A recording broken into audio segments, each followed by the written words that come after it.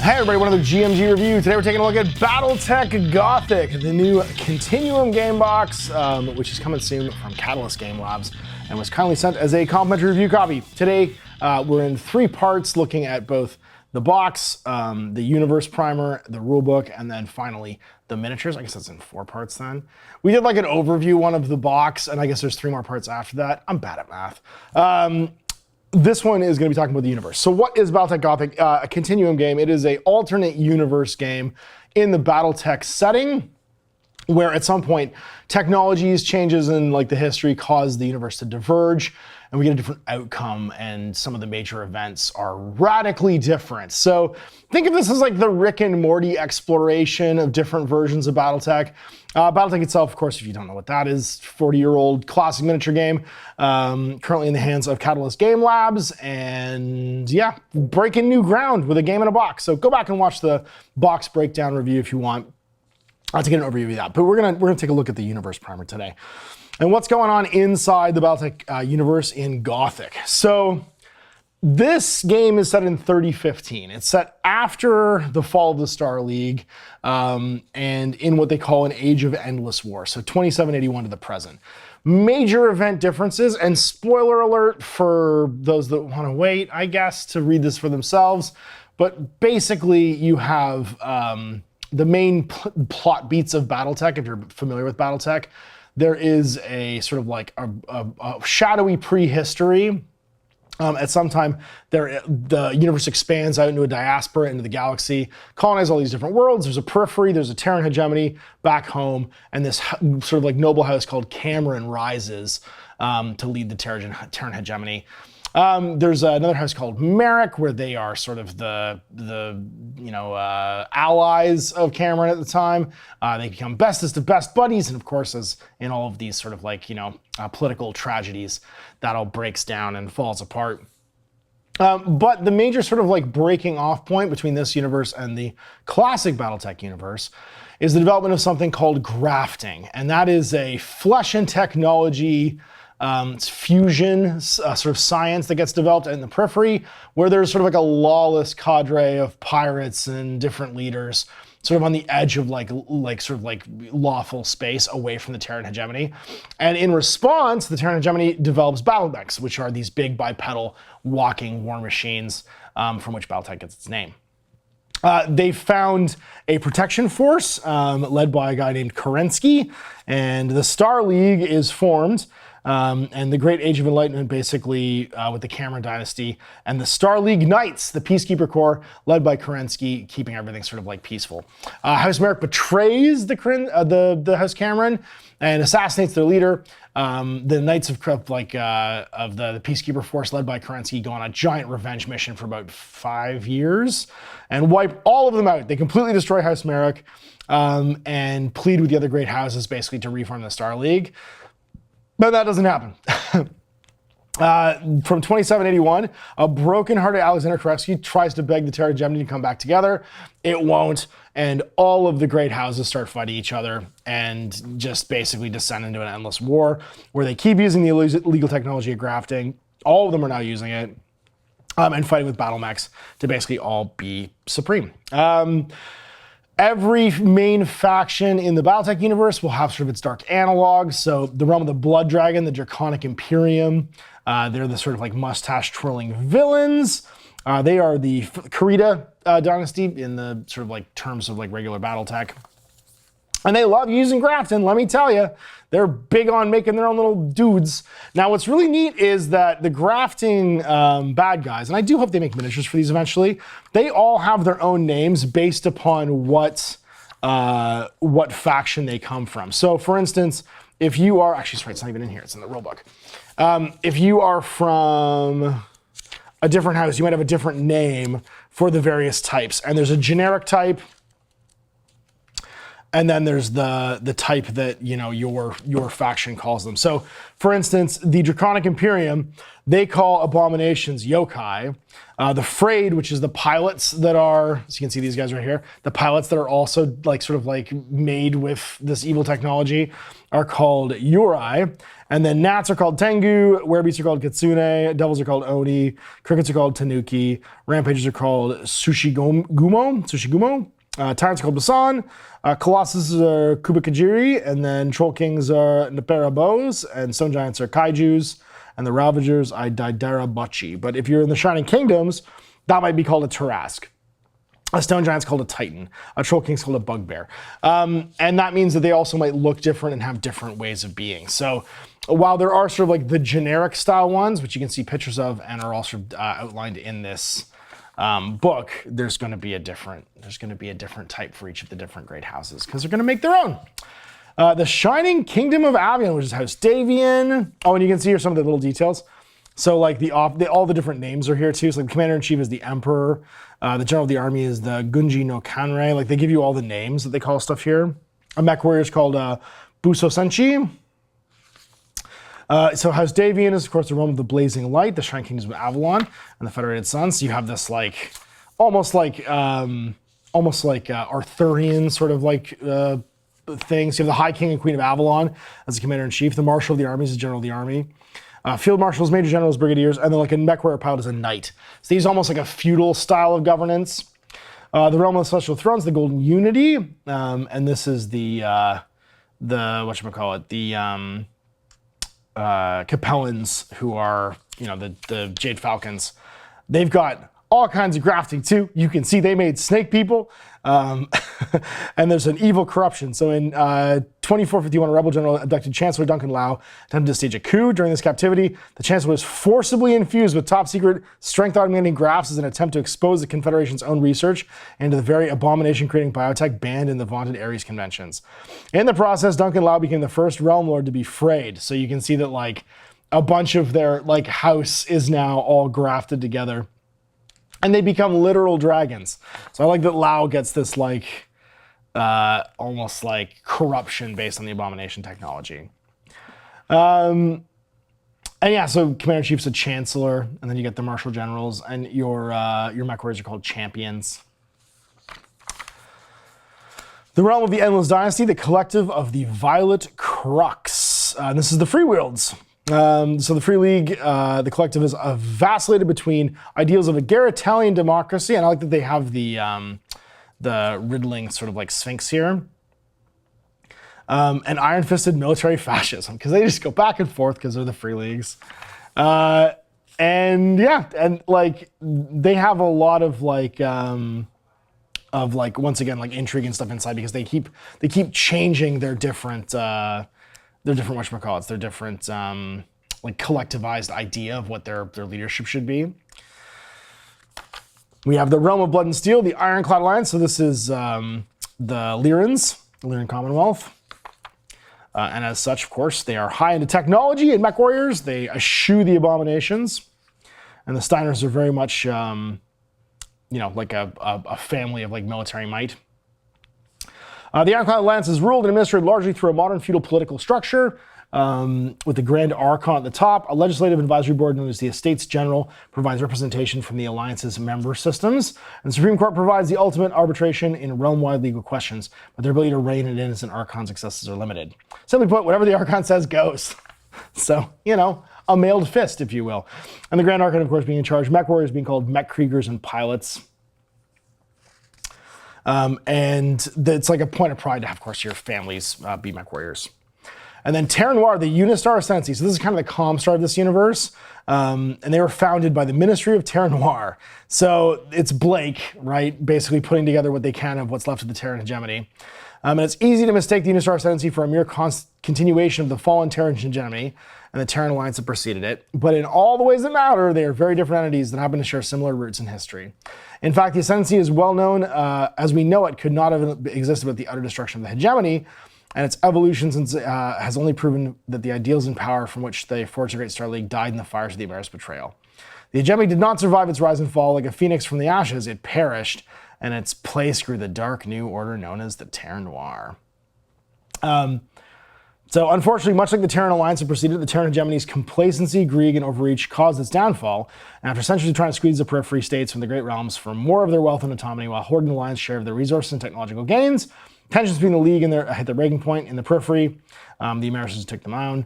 And then together with his closest aide, Conrad Toyama, Blake met with the surviving industrialists and corporate elites of the hegemony, many of whom were already trying to restore services and infrastructure on and around their homeworlds.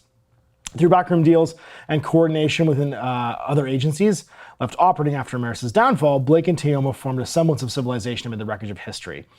As interstellar communications on worlds throughout the hegemony came back online, Blake and Toyama also prevailed on the majority of Kerensky's peacekeeper troops to remain and guard the crippled realm they'd fought so hard to free from the traitor's grasp.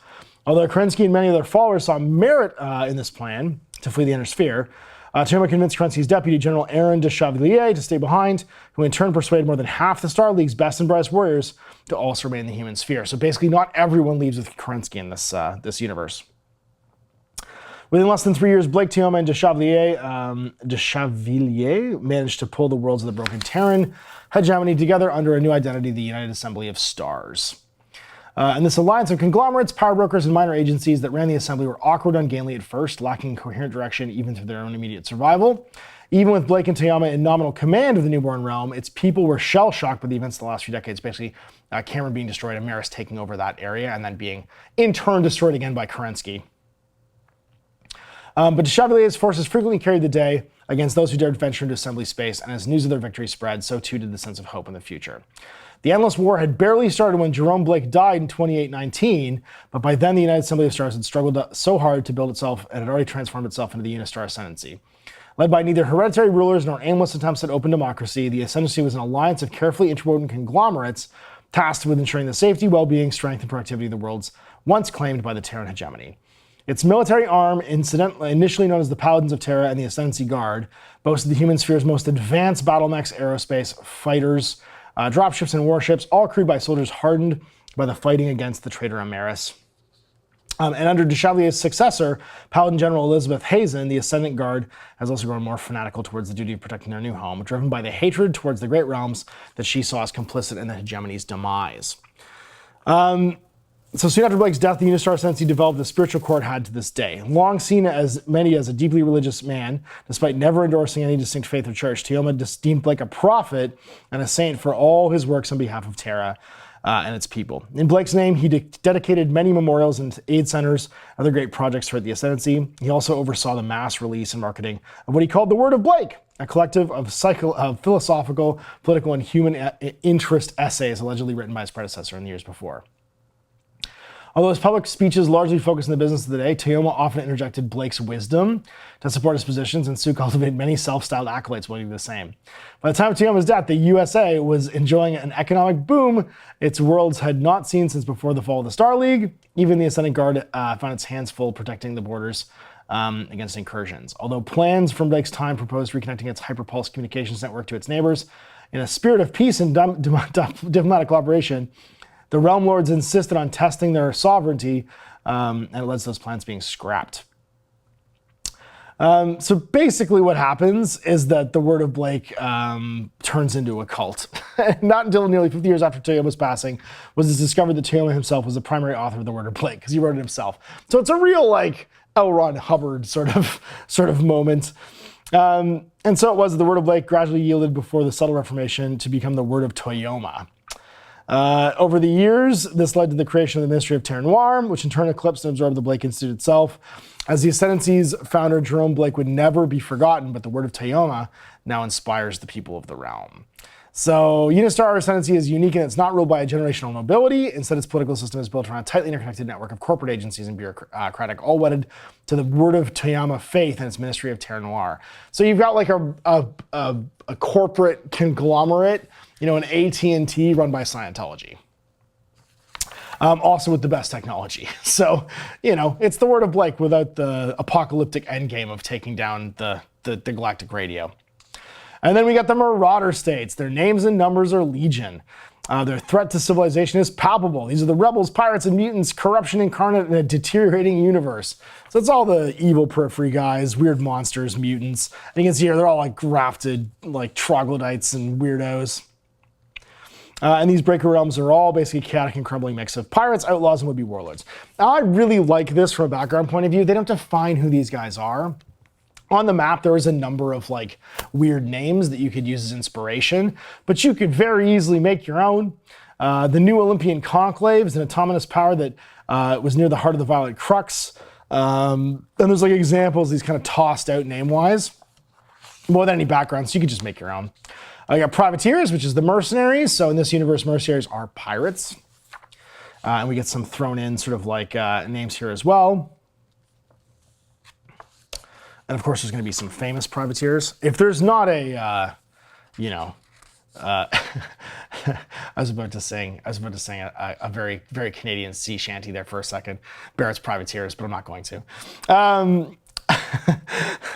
So beyond interstellar travel, privateers are incredibly variable in terms of strength, training, and numbers.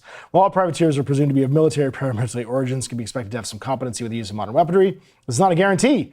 Solo privateers can readily ply their trade as little more than freelance scouts, bounty hunters, or even consultants who spend more time talking about facts, figures, and tactical options than doing any real fighting.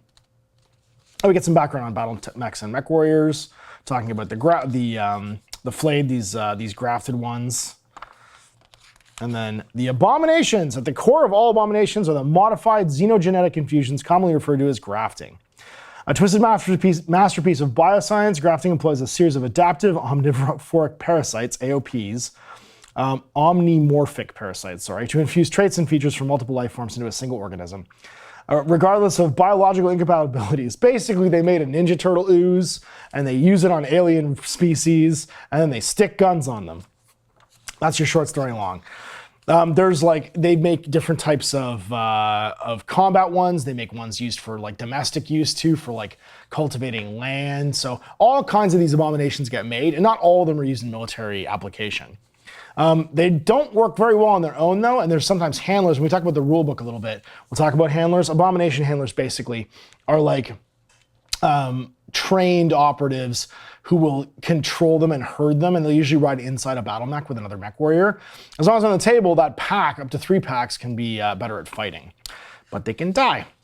And we got a color section. So the Draconic Imperium, the Shining Kingdoms of Avalon, and each of them will have a separate head and back banner, which when you see the miniatures, you can see is actually able to go on the Atlas. And so that's why the Atlas is used in this this art section, is because these are all the concepts for the various ones, and there's little shin guards that are different too, are used in the actual like battle mech that comes in the box. So the Ironclad Alliance, the Collective of the Violet Crux. I like his silly hat, and then the Golden Unity of House Lao, the Snake People, and that's it. So the Universe Primer. What do I think about the universe? It's fun. It's fun. It doesn't take itself seriously, and more importantly, it leaves more holes in the plot for you to interject your own stuff into. One of the things that over 40 years happens to a miniature game is the fact that most of the detail gets filled in over time leads to it being hard to feel like you're being able to carve out your own little space inside the universe. And half the fun of a modeling game where you're building and painting your own toy soldiers to play a game is going to be interjecting your own imagination into that universe and creating your own faction, privateers, pirates, whatever.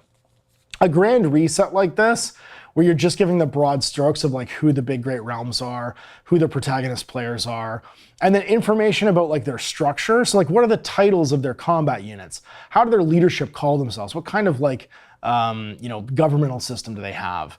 It means that there's a blank slate in Battletech Gothic. You can do whatever you want. They didn't even really talk very much about the mercenaries, the privateers in this case, because that's one of the most filled in parts in classic Battletech. You can make whatever you want. You want to make your own Grey Death Legion? Write the background for them. Maybe they'll do that someday, but you can just freely do that now in this game. I think that's great. Yeah, I like the idea that there's sort of like a more open door to creativity in a setting like this, because not everything's as defined. And because it's a dark, grim, endless war sort of like place, things can just come and go and die. And we just have one time period here, 3015. So there's not a lot of like yeah, there's not a lot of like, like facts for us to go on, and we just get a bunch of inspiration to play with. So I'm into this. 72 pages, full color, just enough background about the universe itself to give you a bunch of like jumping off points for making your own stuff.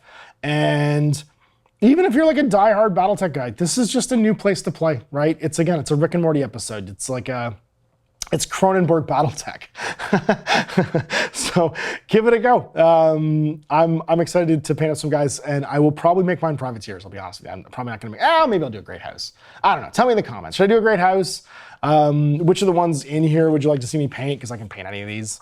And yeah, and what do you think I should do for paint schemes to give this stuff a go? Because obviously I can also reuse any 3015 battle mechs that I want. And if I want to do the UniStar, I can just use my Comstar stuff and start painting that, because I'll have access to those same things. So there's the Universe Primer. We're gonna go through the rule book next. Big thanks for watching. We'll see you for more of these reviews today. Till I'm Ash.